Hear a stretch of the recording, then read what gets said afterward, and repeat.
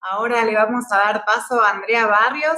Ella es gerente de, de transformación de Google for Education de México, directamente desde México. Lo bueno que nos da un congreso de estas características, que por ahí sería complejo que ella estuviese a acompañarnos presencialmente, pero gracias a la virtualidad hoy la tenemos con nosotros acá. Así que, Andrea, todo tuyo. Muchísimas gracias, Luciana, Cristina, todo el equipo de TED Entramar, al secretario de Educación, Eduardo, Hernán y Ale, por las palabras de apertura. Y muchísimas gracias por invitarme precisamente a la apertura de este gran congreso, ¿no? Estoy muy emocionada de poder charlar con educadores, siendo yo una ex educadora y apasionada de la educación, y hoy representando a Google for Education para esta charla inaugural. Y realmente con todo lo que se ha dicho hasta ahora, con este proyecto de innovación que vienen ya poniendo en marcha desde hace tiempo, precisamente quisimos comenzar o inaugurar el Congreso con cultura de innovación. Ese es el título de la charla que tenemos para ustedes. Entonces, si me permiten, voy a compartir mi pantalla para comenzar con esta apertura. Un momentito y me parece que ya la estamos viendo en pantalla. Perfecto. Bueno, pues como les decía, hoy traemos para ustedes este gran tema para educadores, que es la innovación educativa. Queremos compartir desde Google for Education un poco de nuestra cultura de innovación y cómo poder trasladar todo eso a la educación y a todo el cambio que estamos viviendo en este contexto. Ya me presentaba Luciana, yo soy Andrea Barrios, en este momento soy gerente de transformación educativa para Google for Education en Hispanoamérica, y un poco para darles más contexto de eso que significa, bueno, pues soy esa persona del equipo ocupada de la pedagogía, de la calidad en educación y de asegurar que realmente nuestras soluciones tecnológicas puedan tener un impacto en lo académico, ¿no? En el aprovechamiento que tienen los docentes, los estudiantes. ¿Cómo hacemos eso? A través de diferentes programas de formación, de acompañamiento, de recursos educativos que realmente le den ese valor a nuestra tecnología. Y bueno, un poco más sobre mí antes de iniciar la charla. Como les decía, soy ex educadora, tengo más de 10 años de experiencia en diferentes campos educativos, y la verdad es que esos años frente a grupo y pensar en mis estudiantes es el motor que hace que hoy en día siga dedicándome a la educación. Y bueno, pues quiero compartir con ustedes para empezar cuál es la misión que tenemos en Google for Education. Nosotros queremos o buscamos promover que el aprendizaje suceda en cualquier lugar y en cualquier momento. Esa siempre ha sido nuestra misión, pero ahora en este contexto de pandemia, del aprendizaje a distancia, cobra mucho más valor y significado. Nuestro compromiso con la educación es realmente que cada escuela y cada educador tenga acceso a herramientas que les ayuden a transformar el aprendizaje y la enseñanza. Y para que esto suceda, ese compromiso que nosotros tenemos es brindar a todas las partes del ecosistema educativo con soluciones diseñadas para satisfacer las necesidades cambiantes.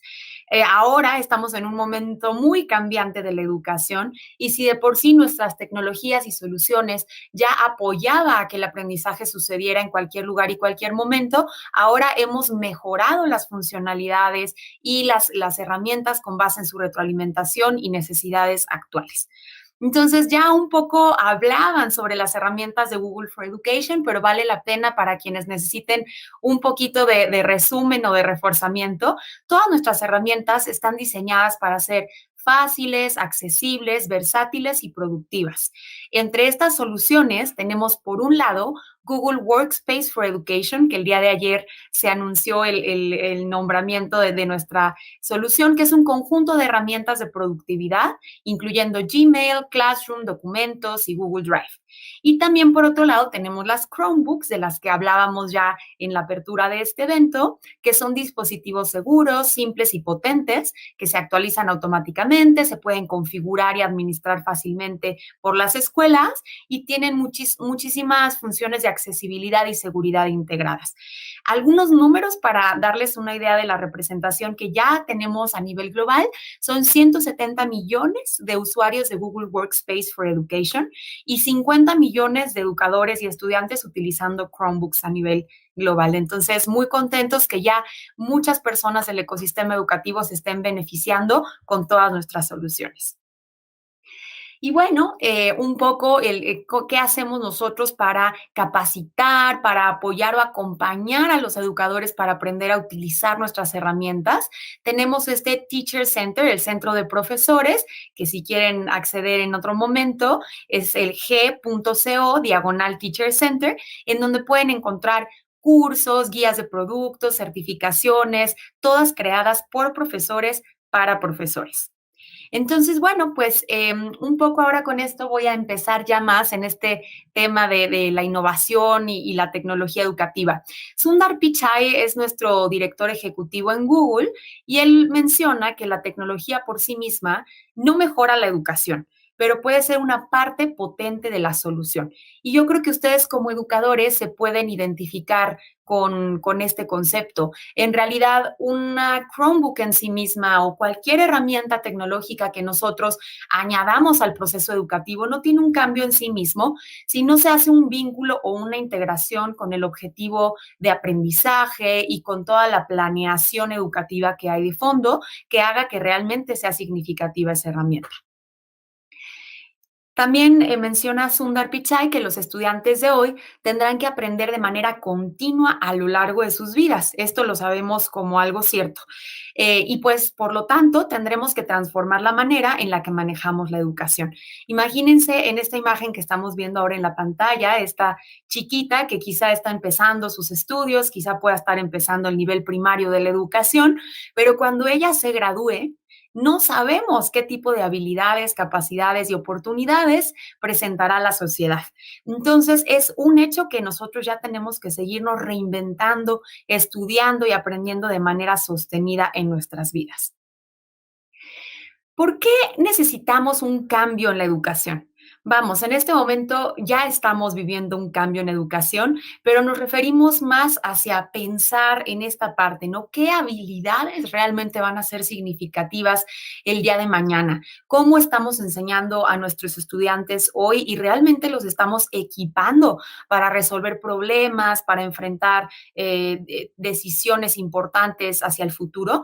Entonces, realmente aquí podemos preguntarnos por qué necesitamos este cambio en educación. Y esto se vincula con una frase que dijo un exsecretario de Educación de Estados Unidos, Richard Riley, que dice así: actualmente estamos preparando a los alumnos para empleos que todavía no existen, con tecnologías que todavía no se han inventado, para resolver problemas que todavía no sabemos que son problemas. Es una frase un poco incógnita porque uno se podría quedar pensando, bueno, ¿y entonces qué sí sabemos y qué sí podemos hacer? Pero realmente el fondo de esta frase, que es muy cierta, significa o se resume en que no sabemos cómo va a ser el día de mañana. Nuevamente, si pensamos en nuestros estudiantes preescolares, pues tienen todavía un recorrido de por lo menos 20 años para graduarse de la educación superior y entonces el mundo va a ser completamente distinto, los trabajos van a ser completamente distintos y los problemas van a ser completamente distintos. Y por lo tanto, tendremos que educar personas que puedan realmente hacer frente a este tipo de panoramas cambiantes, que sean resilientes, que sean que pensadores críticos, que sepan colaborar, que sepan proponer soluciones. Y bueno, pues nosotros como educadores sentamos las bases de que estamos creando a los futuros científicos, a los futuros doctores, le podemos poner ahí el nombre que queramos porque nuestros alumnos pueden ser emprendedores, astronautas, desarrolladores de software tan importante hoy en día, arquitectos, lo que vayan a ser, profesores. Ojalá tengamos más educadores como todos ustedes. Realmente estamos formando personas que se van a insertar en diferentes ámbitos de la sociedad y que, como ya les decía, deben de ser capaces de desempeñar un papel con habilidades valiosas para la vida. Dicho esto, queremos reforzar que desde Google for Education creemos que la tecnología solamente es una herramienta. La innovación educativa va más allá que solo la tecnología educativa. Y se los dice un equipo que se dedica a transformar la educación a través de tecnología. Pero entonces, ¿qué se requiere para realmente tener un proceso de innovación educativa, de transformación? Y quiero compartir con ustedes que Google for Education tiene todo un modelo que es bastante integral para una verdadera transformación. Es un acercamiento holístico a todos los componentes del ecosistema educativo. Este es un modelo de transformación educativa que si quieren saber un poco más sobre él, pueden ingresar al sitio más adelante, g.co/Transformation Center. Y este modelo de transformación hace una invitación a todos los centros educativos a que hagan todo un análisis y reestructura de diferentes componentes para realmente tener una transformación. Por ejemplo, de la visión de la institución, de la cultura que se vive al interno, del tipo de tecnología que existe, del tipo de herramientas, dispositivos que tienen en la institución, la parte de financiamiento y sostenibilidad, qué recursos tenemos para innovar, para invertir, la comunidad, el modelo educativo y pedagógico y el plan de desarrollo profesional. Todo eso está completamente vinculado para poner en marcha un plan de transformación digital o de transformación educativa. El día de hoy solamente voy a centrarme en el tema de cultura, porque una cultura de innovación puede acelerar cambios significativos en cualquier organización.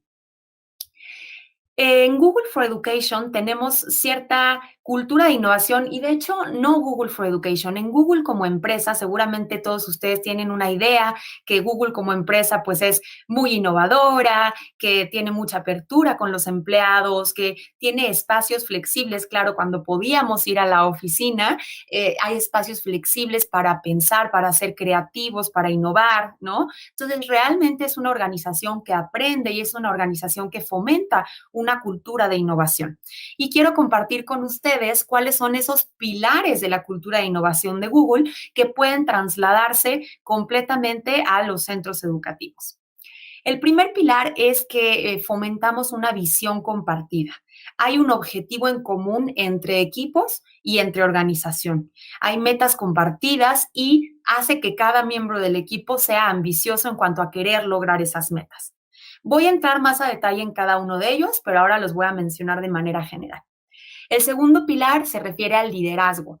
Este liderazgo compartido, no forzosamente jerárquico, sino este liderazgo como equipo en donde se apoya a la comunidad a sentirse empoderada, en donde se les deja liderar sus propias ideas y se les empodera para realmente tomar el liderazgo de algún proyecto o de alguna tarea. El pilar de la curiosidad. No hay que pensar demasiado en cómo se debe hacer una tarea. Hay que permitir que la curiosidad descubra nuevas formas de hacerlo. Y en Google fomentamos mucho este tema de la curiosidad para conocer de otros equipos, de otros proyectos. Y ese abrir el abanico realmente hace que seas una persona más curiosa. El pilar de la toma de riesgos. Este es fundamental en cualquier cultura de innovación. Y hay una frase que dice un ingeniero de Google que dice, el costo del fracaso es el aprendizaje. Hay que tomar riesgos. Lo peor que puede pasar si fracasamos es que aprendamos, nos levantemos y pongamos en marcha el plan B. Y por último, el pilar de la colaboración. Permitir liderazgo, trabajo en equipo, responsabilidad y rendición de cuentas. Pero la suma de todos, pues, es muchísimo más que lo individual. Vamos a entrar en cada uno de ellos con algunos ejemplos. Para establecer una visión compartida, es importante tomar en cuenta a todas las partes de la institución. Quizá pensando en una escuela en donde a lo mejor el líder esté asociado con el director, con el dueño del colegio, pero es importante también tomar en cuenta al profesorado, a los padres de familia, a los mismos estudiantes y crear una visión educativa de hacia dónde vamos, cuál es nuestro modelo educativo, qué queremos lograr y que todos tengan esta sensación de pertenencia y de ser parte de algo. La inteligencia colectiva posibilita encontrar soluciones innovadoras a problemas complejos. No por nada están estas tendencias de design thinking y estas metodologías en donde se reúnen las personas a poner ideas en post-its y acomodar. Y la verdad es que cuando escuchas una idea de alguien, otra persona lo puede perfeccionar. Y es decir, como que tener esa sensación compartida de estar construyendo algo y de empoderarnos como equipo. El pilar de el liderazgo, que ya lo hemos dicho, y en esta imagen un poquito podemos ver el liderazgo en el salón de clases, ¿no? Aquí podemos ver un profesor en donde está acercado a un grupo de alumnos que parece que están trabajando en algo en conjunto y hay un alumno que está liderando algo que le está mostrando al profesor. Entonces, esa parte en educación es importante, hacer sentir a nuestros alumnos que ellos también tienen esa voz, ese voto, esa capacidad de hacernos ver qué les interesa, qué les mueve, qué ideas tienen, ¿no? Y también fomentar los diferentes tipos de liderazgo, ¿no? No todos tienen que ser el líder que guía al grupo, pueden colaborar desde diferentes personalidades y formas de ser, pero es importante fomentar que nuestros alumnos sientan que tienen esta capacidad de proponer y de ser. Entonces, bueno, quiero aquí compartir con ustedes que en Google como empresa, uno de los miembros del Google Board es John Doerr, no sé si ustedes lo conocen, quien dice que las ideas son fáciles, la ejecución lo es todo. Y un poco esto se vincula al liderazgo, ¿no? Las ideas pueden surgir y estaría maravilloso que hiciéramos esto, ya sea en el salón de clases, en la institución educativa o incluso en la comunidad, pero realmente el liderazgo de quien empuja para ejecutar y poner el plan en marcha es lo que hace que realmente tenga valor. Y John Doerr inventó esta metodología para establecer resultados y darle seguimiento. Entonces, la metodología se llama OKR, que se refiere a objetivos y resultados clave. Esto se puede traducir al salón de clase, al el cuerpo docente, a los directivos de la institución. Un poco el cómo funciona y cómo lo hacemos en Google es que declaramos un objetivo alto, ambicioso y que sea difícil de conseguir. Y después ponemos cuáles son aquellos resultados clave, los key results, que nos van a hacer saber que nos estamos acercando al objetivo o a la meta. Entonces, un poco pensando en mi equipo, nosotros nos establecemos OKRs y cada trimestre vamos midiendo cómo nos vamos acercando a la meta, qué ajustes hay que hacer y demás. Entonces, esto está muy vinculado con el liderazgo y con realmente tener un rumbo o una dirección hacia el objetivo, ¿no? La curiosidad es otro de los pilares de los que estábamos hablando, importantísimo fomentar en nuestra institución. Y aquí quiero compartir con ustedes una anécdota de cuando yo era profesora. Hubo 2 años que estuve enseñando la clase de Digital Innovation, innovación digital. Y un poco abría estas clases preguntando a mis alumnos, pues, ¿qué es innovación, no? Para ellos, ¿qué era innovar? Pensar fuera de la caja, proponer soluciones, pensar distinto, cambiar, eran algunas de las ideas que nos compartían. Y parte fundamental de mi currículum o de mi planeación de ese curso era realmente pensar y proponer un proyecto muy innovador que tuviera un impacto en su comunidad.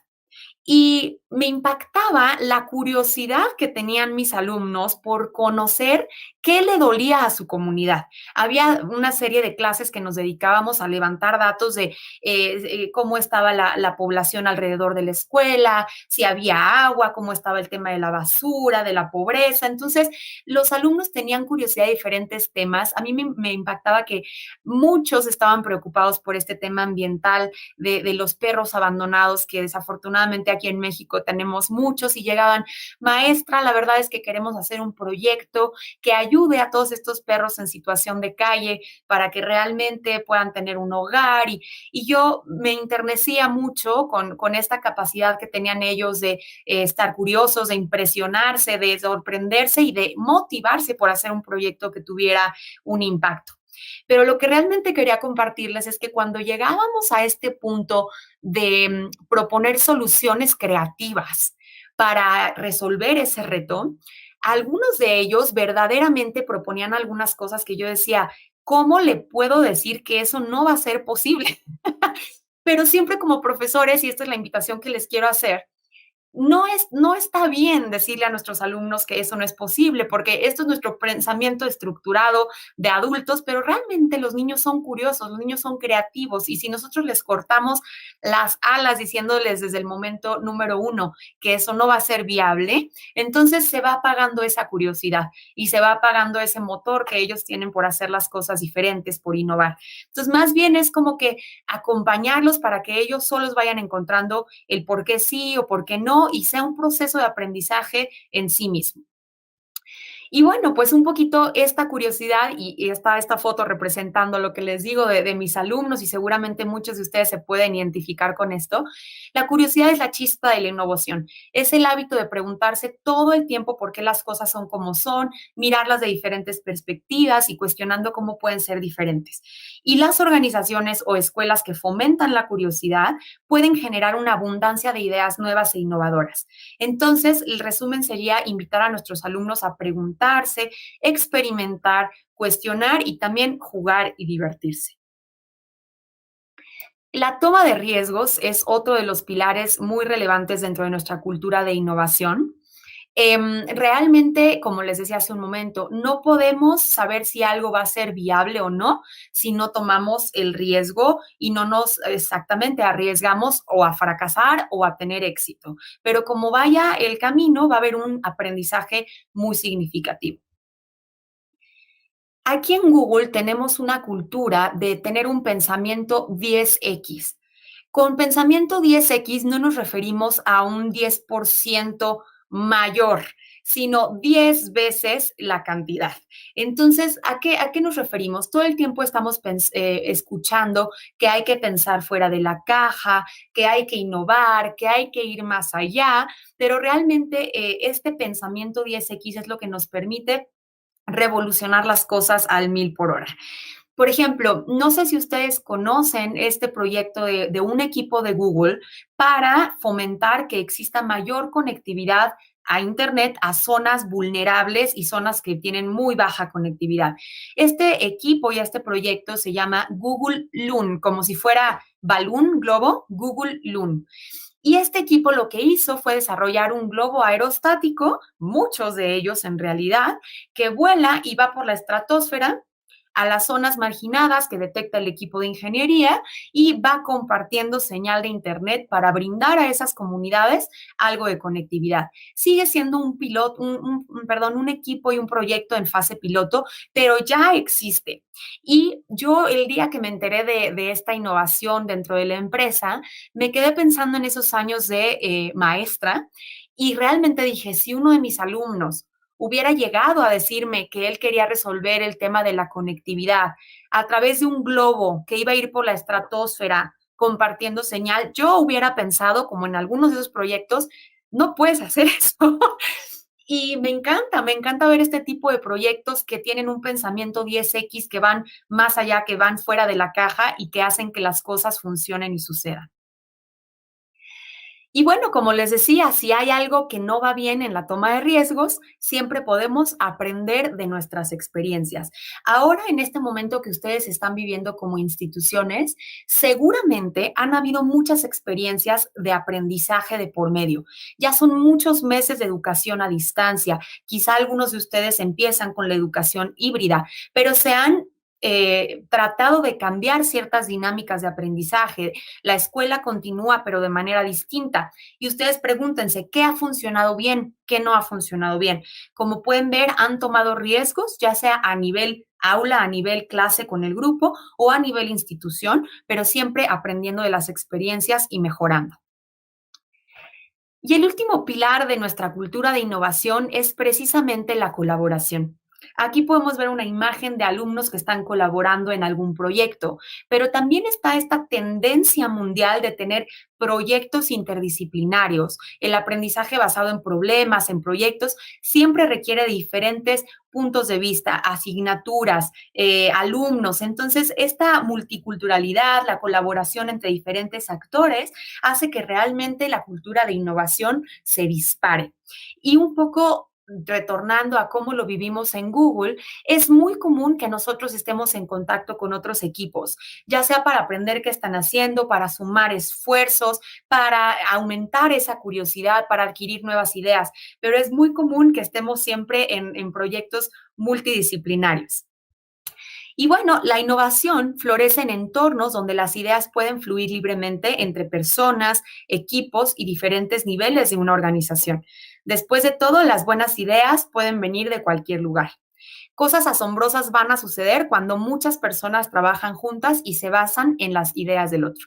Los pilares serían conectar, sinergizar y compartir, ¿no? Entonces aquí es una invitación ya sea entre los docentes, los profesores, el cuerpo directivo, con los padres de familia, pero esta sensación de comunidad, de colaboración, también aporta a una cultura de innovación.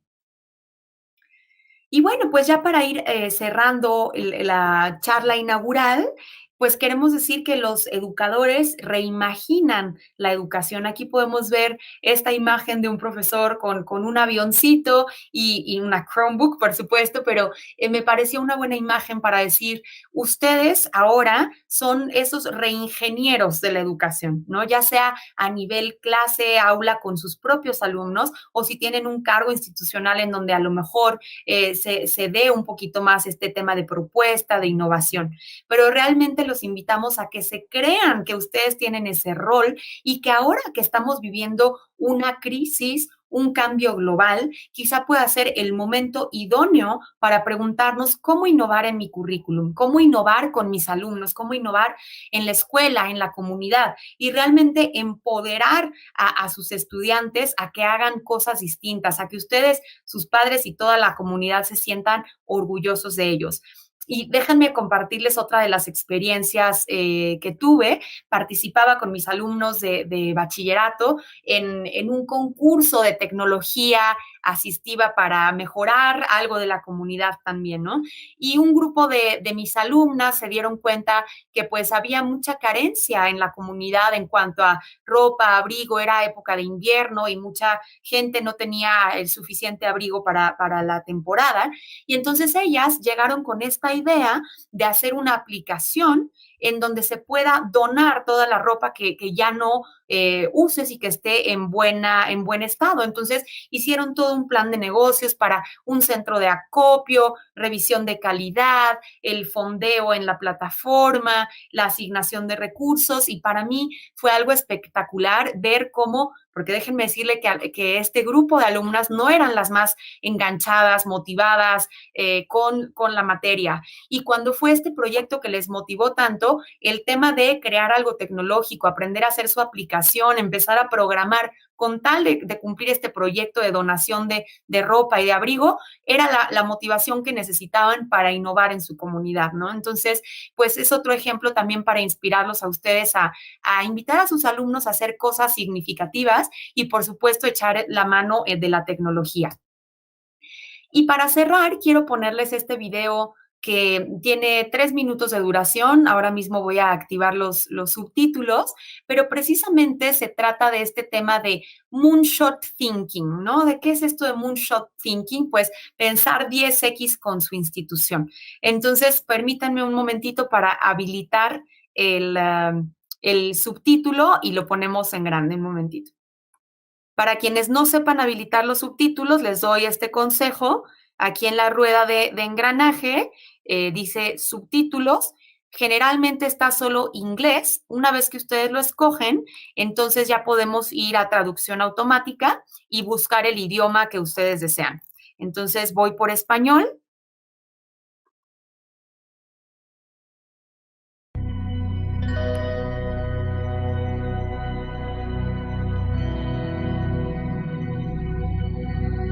The actual moonshot is wonderful, inspirational, poetic, beautiful, involved great technical challenges, genuine heroism. It brought the world together. But think about the Polynesian islander on the dugout canoe, deciding one day they were going to go that way. No one had ever been that way before. No one even knew if there was anything that way before. It was amazing, and it changed the world. People can set their minds to magical, seemingly impossible ideas, and then through science and technology, bring them to reality. And that then sets other people on fire, that other things that look impossible might be accomplishable. Galileo is such a hero, in thinking big. And what he represents to me is both curiosity and wonder that humanity had, that pushed him and drove himself to invent and work on the first telescopes that allowed us to see the moon, and here we are. These aviation pioneers were figuring it out as they went. No one really knew how to build an airplane, right? No one knew how to fly an airplane. It was amazing and crazy and wonderful, and they wanted to explore. Many years ago, the great British explorer George Mallory, who was to die on Mount Everest, was asked why did he want to climb it. He said, because it is there. There's so many challenges in the world, and you can feel daunted by that, and sort of oppressed by that, or you kind of say, how might we think differently about this? Everyone else in the world is working on that next 10%. If you can be the one that delivers that 10 times improvement, you have a chance to really change things. If you want cars to run at 50 miles per gallon, fine, you can retool your car a little bit. But if I tell you it has to run on a gallon of gas for 500 miles, you have to start over. You need a lot of courage in this work, and you need a lot of persistence. One of the things that's really critical is not only having the courage to keep trying every day or thinking big, even if you don't really 100% believe it's possible, like you might think this might be possible, have the courage to try. That's how the greatest things have happened. You don't spend your time being bothered that you can't teleport from here to Japan, because there's a part of you that thinks it's impossible. Moonshot thinking is choosing to be bothered by that. We choose to go to the moon in this decade and do the other things, not because they are easy, but because they are hard. Humanity's progress has been a series of amazing, audacious things, from the very small and personal up to the great, big, and grand. And we are a species of moonshots. And to me, that's like the really amazing, poetic, and inspirational thing. I think our ambitions are a glass ceiling on what we can accomplish. When you find your passion, you're unstoppable. You can make amazing things happen. It's been true through all of history. I believe in the human spirit, and I believe that there are always going to be crazy people who will get out of bed one morning and say, you know what? I think I can build a space elevator, and let's go and do it. But I think that if we become afraid to take these great big risks, we stop inspiring people. We stop achieving things. And the biggest nightmare scenario is that we won't have what it takes to solve the really big challenges. When Kennedy said that we would put a man on the moon, it's about the fact that he said, we don't know how to do this yet, and we're gonna do it anyway. And that sends chills up everybody's spine. Because if that happens, what couldn't we do?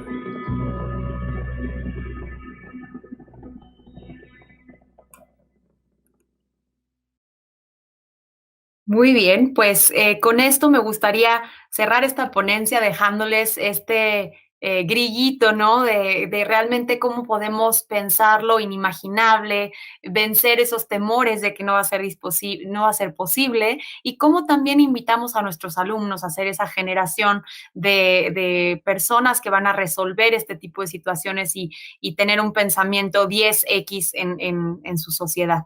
Entonces, pues, nuevamente, muchísimas gracias. Ahí voy a detenerlo, perdón. Ya no sé. Muchísimas gracias por tenerme aquí, por invitar a Google for Education a la apertura de este Congreso TED Entramar 2021. Muchas gracias por el compromiso de todos los educadores que están formando parte por utilizar nuestras herramientas, creer nuestras soluciones. Y bueno, pues estamos a la orden para lo que necesiten. Muchísima suerte, Cristina, Luciana y a todo el equipo. Y nuevamente, muchas gracias por tenerme aquí. Muchísimas gracias, Andrea, a vos por estar compartiendo con nosotros en este espacio. Tenemos muchos comentarios, la gente está muy contenta. Por ejemplo, hablan sobre la importancia del riesgo, el desafío, ¿no? Que fundamental es saber acompañar a nuestros alumnos y animarlos a tomar riesgos. También nos preguntaban, por ejemplo, sobre el proyecto Globo. Si nos podrías contar un poquito más sobre eso. Claro que sí, el proyecto Globo, que además ni lo tenía planeado en mi conferencia y de repente me vino a la mente. El proyecto y el equipo se llama Google Loon, así lo pueden buscar. Hay un video de YouTube muy cortito que explica cómo funciona y cómo se está poniendo en marcha, pero como les decía, son algunas estaciones que se están poniendo en ciertos lugares en donde se quiere pilotear el proyecto. El globo aerostático tiene un tamaño normal de un globo que va operado con los transmisores de Internet que están en la estratosfera y van navegando un poco compartiendo esa señal. Cuando necesitan mantenimiento, hay diferentes estaciones de carga en donde los globos bajan, hay un equipo de Google que los puede dar mantenimiento y demás y vuelven al aire, ¿no? Entonces, un poco si quieren saber más de este proyecto innovador, quizá presentárselos a sus alumnos, porque era algo que yo hacía para inspirarlos, les va a encantar.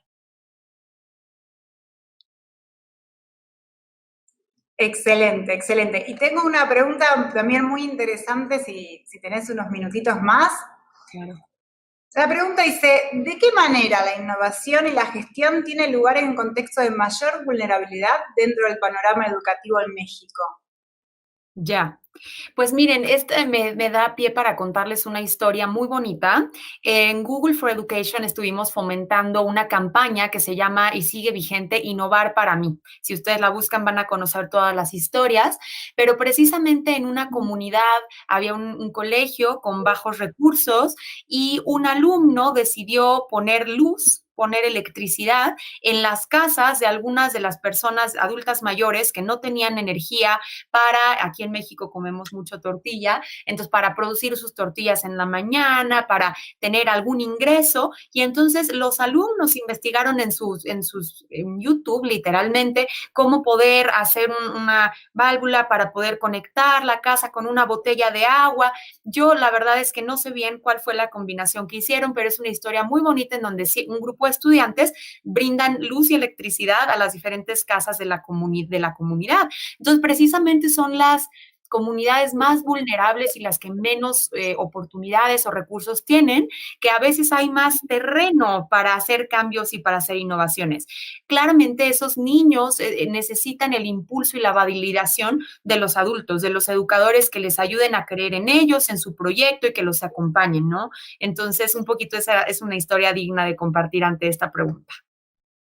Genial, genial.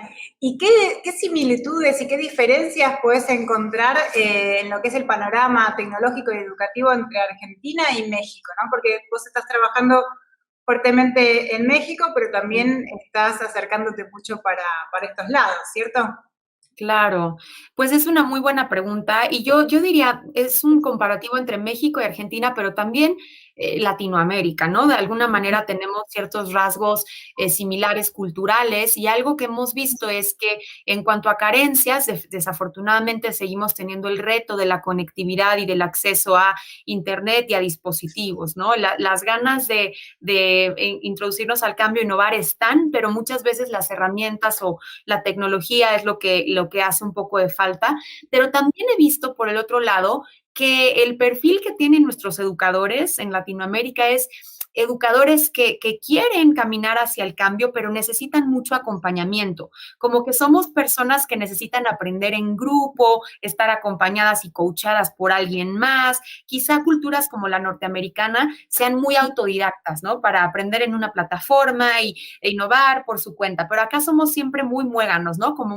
Entonces lo que hemos visto que funciona en términos de desarrollo profesional y de cambio es pues trabajar en pequeños grupos de estudio, apoyo, compartirnos casos de éxito, ¿no? Entonces, un poquito eso es lo que he visto en común.